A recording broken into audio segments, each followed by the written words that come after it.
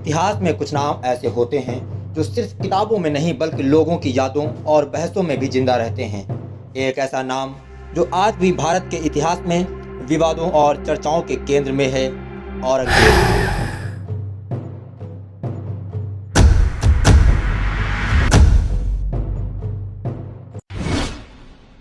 लेकिन सवाल यह है, क्या औरंगजेब वाकई क्रूर था? क्या वह एक धर्मांध शासक था या एक ऐसा बादशाह जिसने अपने साम्राज्य को मजबूत करने के लिए कठोर फैसले लिए? इस डॉक्यूमेंट्री में हम जानेंगे औरंगजेब की पूरी कहानी, उसके बचपन से लेकर उसके आखिरी दिनों तक, उसकी जीत, उसके संघर्ष और उस विरासत के बारे में जो वह छोड़ गया।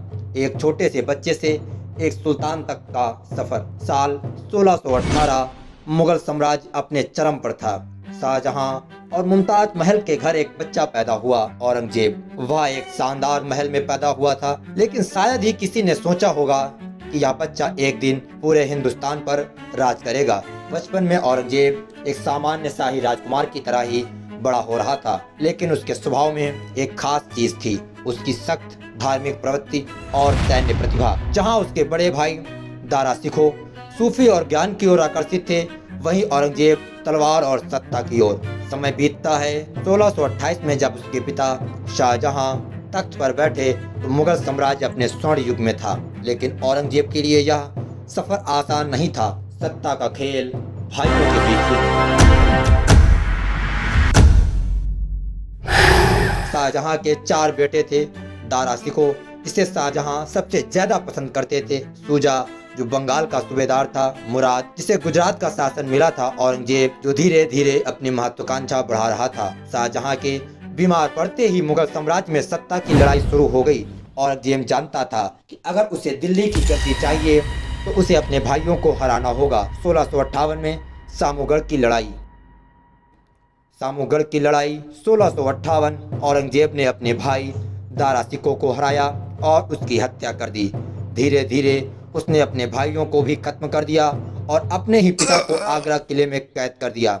औरंगजेब का शासन, मुगलों का स्वर्ण युग या पतन की शुरुआत। 1658 में औरंगजेब ने खुद को बादशाह घोषित किया, लेकिन यह कोई साधारण राज्याभिषेक नहीं था। उसने अपनी सत्ता को मजबूत करने के लिए कई कठोर फैसले लिए।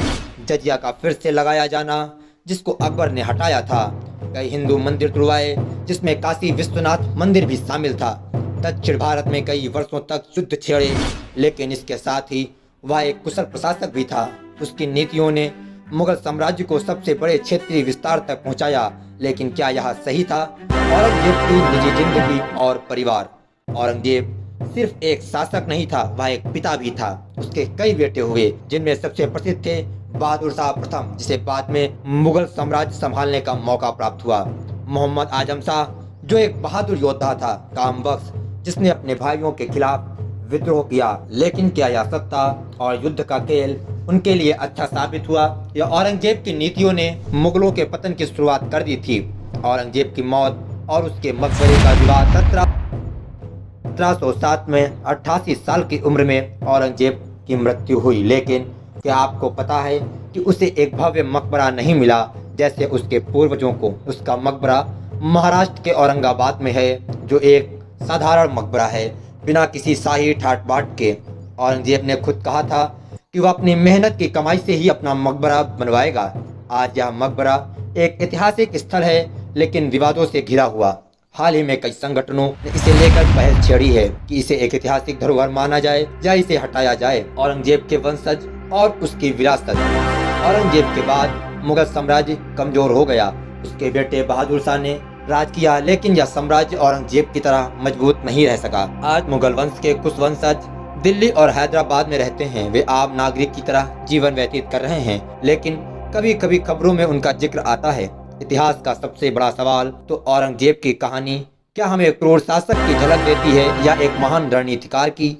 क्या उसने धर्म के नाम पर शासन किया या राजनीति के नाम पर? क्या उसकी नीतियों ने मुगलों को मजबूती दी या उनकी पतन की नींव रखी? इतिहास में औरंगजेब को आप किस रूप में देखते हैं? एक विजेता, एक कट्टर बादशाह या बस एक शासक जिसने अपने दौर के हिसाब से फैसले लिए? आपके विचार के लिए कमेंट बॉक्स खुला हुआ है।